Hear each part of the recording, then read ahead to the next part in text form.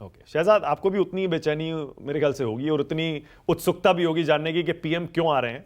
अटकल लगाने को मैं आपको नहीं कहूंगा, आप बीजेपी के प्रवक्ता हैं, फिर भी क्या कहना चाहते हैं इस पर आप? प्रधानमंत्री जो मुझे लगता है कि देश में किसी को बेचैनी नहीं होती है, हाँ, पर जब डीमोनेटाइजेशन का अनाउंसमेंट हुआ तो उस समय भ्रष्टाचारियों को बेचैनी हुई, तो उसमें आप समझ लीजिए कि कौन बेचैन हो रहा है। अगर भ्रष्टाचार के खिलाफ कोई कदम उठाया जाता है और अभय दुबे को अभी से बेचैनी हो रही है, तो मुझे लगता है दाल में काला क्या है आपको समझ में आता है। अब आते हैं, देखिए मैंने एक शायरी मैं पढ़ूंगा अभय दुबे के लिए कि जिसे समझा था जन्मों का रिश्ता वो निकला लम्हा जवानी का, जिसे समझा था जन्मों का रिश्ता वो निकला लम्हा जवानी का, जिसे समझा था बर्फ़ की मजबूत जमाई वो निकला बुलबुला पानी का। इनका जो अरेंजमेंट है ना, अंग्रेजी में जैसे जेन जी बोलते हैं फ्रेंड्स विद बेनिफिट्स, मतलब कि बंगाल में फ्रेंडशिप नहीं करनी है, दिल्ली में फ्रेंडशिप का पूरा बेनिफिट लेना है, पंजाब में फ्रेंडशिप नहीं करनी है, दिल्ली में फ्रेंडशिप का पूरा बेनिफिट लेना है, केरल में फ्रेंडशिप नहीं करनी है पर बंगाल और दिल्ली में फ्रेंडशिप का पूरा बेनिफिट लेना है, और अब महाराष्ट्र में फ्रेंडशिप नहीं करनी है पर दिल्ली में फ्रेंडशिप का पूरा बेनिफिट लेना है। तो ये फ्रेंड्स विद बेनिफिट्स, मानक जी आप भी थोड़ा इसको ज़्यादा समझेंगे मुझसे अच्छा, तो आप देखिए कि ये फ्रेंडशिप विद बेनिफिट्स वाले लोग हैं, इनको करने दीजिए। अब देखिए मैं इनसे पूछना चाहता हूँ, ये अभी क्या कहते हैं अपने अलायंस पार्टनर को, जो कायर है, जो डरपोक है, वो अतिथि कलाकार है। अरे राजनीति में आइटम नंबर करने वाले दूसरों को अतिथि कलाकार कह रहे हैं, बताइए अतिथि कलाकारों के साथ आप ये गठबंधन बना रहे हैं, मतलब चौधरी चरण सिंह के वंशज अतिथि कलाकार है, इसीलिए जाट समुदाय आपके साथ कभी खड़ा नहीं होता। बताइए कि किस प्रकार से ये लोग अब बातें कर रहे हैं, मतलब कि जो मराठा समुदाय से है अशोक चौहान ये अतिथि कलाकार है।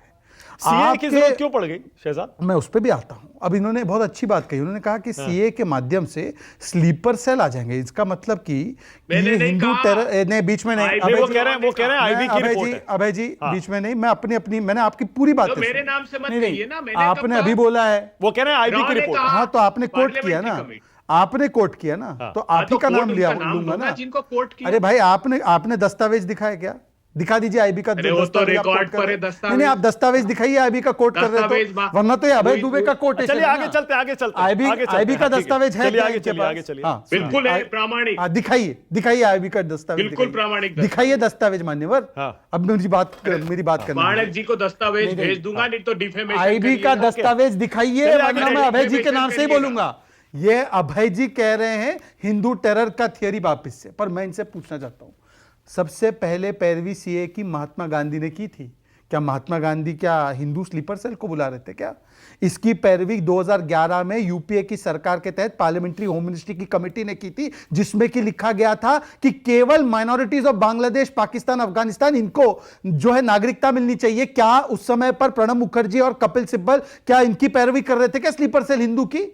क्या जब मनमोहन सिंह ने 2003 में उठकर एलके अडवाणी से बात रखी कि मेरी सरकार तो लाने से नहीं आप ही की सरकार ला सकती है, इसको कृपया करके लाइए, तो क्या वो हिंदू स्लीपर सेल की, सिख स्लीपर सेल की पैरवी कर रहे थे क्या? आप किसको गालियां दे रहे हैं?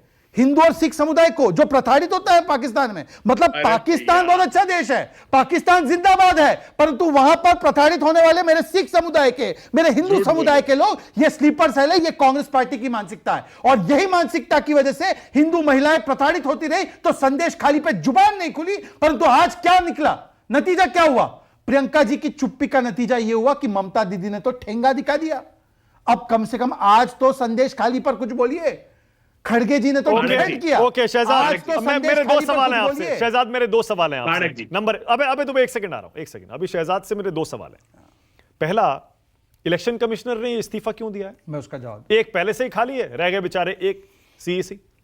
जवाब दूं? हाँ दीजिए ना, पूरा 30 सेकंड्स मिलेगा। हाँ बोलिए। 1950 से जब से इलेक्शन कमीशन बना था, तब से लेकर 1989 तक कितने इलेक्शन कमिश्नर हुआ करते थे? मानक जी, जी के क्वेश्चन, ओनली वन। ये पता है ना आपको? 16 जनवरी 1989 को पहली बार 3 इलेक्शन कमिश्नर्स की व्यवस्था बनी। तो उससे पहले नेहरू जी, इंदिरा जी, राजीव जी क्या कर रहे थे? इलेक्शन कमिश्नर को मिसयूज कर रहे थे क्या? दूसरी बात, इसी इलेक्शन कमिश्नर गोयल साहब के खिलाफ इन्हीं की मंडली ने सुप्रीम कोर्ट में याचिका डाली कि इनका अपॉइंटमेंट गलत है, सुप्रीम कोर्ट से राहत मिली। अब वो व्यक्ति, मुझे नहीं पता उनको क्या इनकी मंडली ने परेशान किया, क्या हुआ नहीं हुआ, वो पर्सनल रीजन से अगर वो इस्तीफा दे रहे हैं अपने उससे नहीं, तो नहीं, एक सेकंड मेरी बात सुनिए। तो उस समय पर जो कांग्रेस की मंडली ने उनका इस्तीफा मांगा था, पहले अभय जी उसको गलत बोले। अटकल तो ये भी चल रही है कि वो बीजेपी में शामिल होकर चुनाव भी लड़ सबको सकते हैं। नवीन चावला और एमएस गिल समझाए क्या? जस्टिस गंगोपाध्याय, हाँ, तो प्रसून बैनर्जी नहीं याद है? हाँ, है, सारे हैं। वो भी है। नहीं, वो भी है। मानिक जी, लिस्ट पूरी 7 लंबी बजे है। वाला काम 5 बजे मत कीजिए। नहीं, एक नहीं, ऐसे नहीं, ऐसे मत करिए। मैंने बोला 7 बजे नहीं, कोई और सुनिए ना, चैनल का नहीं, 7 बजे। आप काहे पर्सनली ले रहे हैं? सुनिए मेरी बात, सुनिए, मेरा सवाल कंप्लीट कीजिए, उसके बाद मेरा सवाल बड़ा सिंपल है। हाँ, आपका सवाल। मैं ये कह रहा हूं 3 इलेक्शन कमिश्नर है, जिनमें एक चीफ इलेक्शन कमिश्नर और 2 इलेक्शन कमिश्नर 1989 से। अरे 89 में पीछे क्यों ले जा रहे हैं देश को? यहां देश तो 2047 में जाने वाला है। ये मंजीरा बजाते रहे हमने आजादी के लिए, अरे ये किया, भाई, तब तो ठीक है। आप- मैं 1989 पे जाऊं तो मैं पीछे ले जा रहा हूं। अरे भाई, बताइए। ये विकसित भारत, कल का भारत 47 की तरफ देखेंगे हम या पीछे देखेंगे? तो कौन पीछे दिख रहा तो है? आगे देखिए ना। 15 मार्च को आप ही ने अपडेट दी ना कि 15 मार्च को मीटिंग होने वाली है। पर मैं ये चाह रहा हूं जो अटकल चल रही है उस पर बताइए। हाँ। अटकल ये चल रही है सीईसी राजीव कुमार के साथ अरुण गोयल के मतभेद हो गए अच्छा सुनिए, और इसलिए उनको इस्तीफा अब मैं देना इसका- पड़ा। दूसरी अटकल ये है कि बीजेपी में शामिल होकर वो चुनाव लड़ सकते हैं। दोनों अटकल एक साथ कैसे हो सकती है? भाई अटकलें हैं, अटकल तो 2 भी 3 भी 4 भी इसीलिए हो वो सकती है। अटकलें हैं। इसीलिए न्यूज 24 पर जब हम आते हैं तो हम यहां पर अटकलों का बाजार नहीं, केवल पुख्ता खबर पर हम चर्चा करते हैं। और इसीलिए मुझे न्यूज 24 में मानक के साथ डिबेट करने में मजा आता है, क्योंकि केवल अच्छी और पक्की खबर पर आप डिबेट करते हैं। ये अटकले का बाजार जो यूट्यूबर चलाते हैं, कुछ यूट्यूबर, उनके चक्कर में मत पड़िए। दूसरी बात, हाँ। मैं सिर्फ इतना कह रहा हूं, क्या यह फैक्ट है कि उनके खिलाफ मंडली सुप्रीम कोर्ट गई, सुप्रीम कोर्ट ने राहत दी और फिर वो मंडली आज मानने को तैयार है कि वो गलत गई? पहले उनसे वो तो पूछिए कि कांग्रेस की मंडली ने क्या गलत किया, और 1989 तक जो व्यवस्था थी वो नेहरू जी की व्यवस्था गलत थी क्या? क्या इंदिरा जी की व्यवस्था गलत थी क्या? वो ओके, अबे दुबे आपकी बारी, बोलिए। उसके बाद आ रहा हूं जूही जी, आ रहा हूं भाई, तौसीफ भाई आ रहा हूं, अभी आ रहा हूं हर्षवर्धन त्रिपाठी। देखिए, मुझे एक तो गंभीर आपत्ति है कि भगत सिंह जी, अशफाक उल्लाह खान, सुभाष चंद्र बोस, वल्लभ भाई पटेल, महात्मा गांधी जैसे लोगों को ये कह रहे हैं मंजीरा बजा रहे हैं। वो मंजीरा बजाने वाले नहीं थे, प्राणों को आहूत करने आजादी के आंदोलन में। ये बयान वापस लीजिए आप। मैंने ये नहीं कहा अभय जी, आपके और राहुल गांधी में बड़ी समानता है। आंदोलन का मंजीरा मिनिमम रिटेल प्राइस बोल रहे हैं, आप कुछ भी सुनाई दे रहा है आपको। ये जो आंदोलनकारी थे, प्राणों को आहूत करने वाले, वही थे, आप नहीं थे। हम सबको श्रद्धा रखनी चाहिए उस पर। हमारे आजादी के पहले भी और आजादी के बाद भी अपने प्राणों को बलिदान दिया है। ये देखिए Manak ji, CA could be misused by foreign agents to infiltrate India, रॉ हेड सेड। ये रिपोर्ट नहीं, रॉ हेड सेड मतलब कौन से सिटिंग रॉ के चीफ ने बोला? पढ़िए पूरी रिपोर्ट, कहां से पढ़िए, नाम पढ़िए रॉ हेड का, रॉ हेड का नाम पढ़िए, रॉ हेड का नाम मानक जी, पढ़िए रॉ हेड का नाम पढ़िए। नहीं, मानक जी कोट कर रहे, रॉ हेड का नाम पढ़िए, पढ़िए raw head. Current raw head है क्या?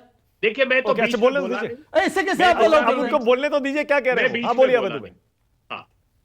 आगे वो ये कहते हैं उसमें कौन कि they said that it is only a small number of 31333 people will benefit from CAB so far, क्योंकि वो सिटीजनशिप अमेंडमेंट बिल था उस समय जब पार्लियामेंट्री कमेटी के सामने वो लोग गए थे।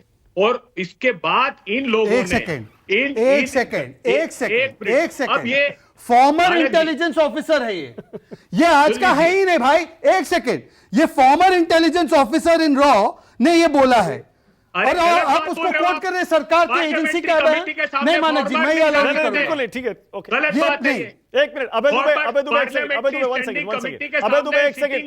दुबे वन सेकंड, आप अपनी बात कहिएगा, लेकिन फैक्चुअली जो बात सही है अपने दर्शकों तक वो बात पहुंचाने की मेरी जिम्मेदारी है। आप किसको कोट कर रहे हैं अबे दुबे, बस ये बता दीजिए, उसके बाद आगे चलिए। सुन लीजिए मानक जी, पार्लियामेंट्री जॉइंट कमेटी थी जब सिटीजनशिप अमेंडमेंट बिल था। एक्ट तो बाद में बना। उस बिल में जब उनको बुलाया गया तो रॉ ने ये कहा ऑफिशियली रिकॉर्ड पर कि 31,333 रिलीजियसली परसिक्यूटेड लोग हैं जो लॉन्ग टर्म वीजा लेकर के हिंदुस्तान में हैं, और उन्होंने ये आशंका जताई थी। अकेली कांग्रेस पार्टी नहीं। आप किसी अखबार की रिपोर्ट पढ़ रहे हैं क्या अबे दुबे? अखबार, अरे मैंने तो पार्लियामेंट्री कमेटी नहीं 10 second please, I request 10 second. नहीं, झूठ बोलते हैं। 10 सेकंड, अच्छा कंप्लीट कर लें उसके बाद। बिल्कुल झूठ बोलते हैं। अच्छा चलिए आगे, तो चलिए अबे दुबे, चलिए आगे चलिए। और सुनिए, चुनौती देता हूं, उसमें से रिलीजियसली परसिक्यूटेड शब्द हटा दिया इन लोगों ने। 10 सेकंड, ये जो एक्ट लेकर आए उसमें रिलीजियसली परसिक्यूटेड शब्द कहीं हो तो बता दे, मैं चुनौती देता हूं। 10 सेकंड मुझे दे दीजिए। इतना बड़ा शहजाद 10 सेकंड, शहजाद 10 सेकंड। मानक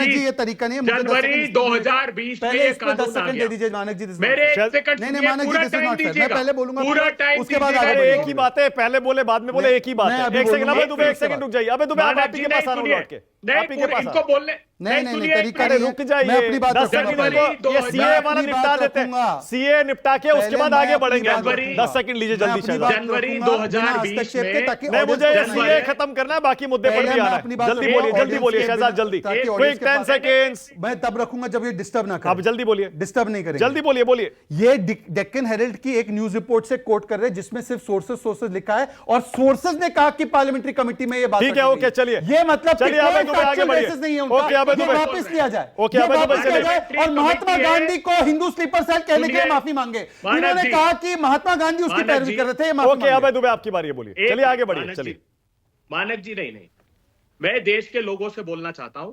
जनवरी 2020 में इसका नोटिफिकेशन हो गया है कानून का।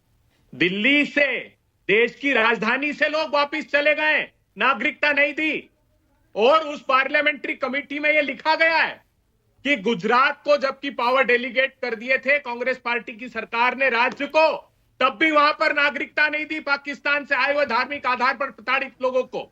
क्या कर रहे थे अमित शाह तब? ओके, चलिए, आज अब 4 आगे चल साल रहा हूं हो मैं, गए। रुक जाइए। अबे दुबे, 3 और लोग हैं पैनल में, एक सेकंड, अब रुक आज जाइए 4 प्लीज। साल हो ये गए, मानक जी। रुक जाइए, अब रुक जाइए। रिपोर्ट का लागू नहीं source किया। बताया, तौसीफुर उनके पास रहमान। रिपोर्ट नहीं है। तौसीफुर रहमान,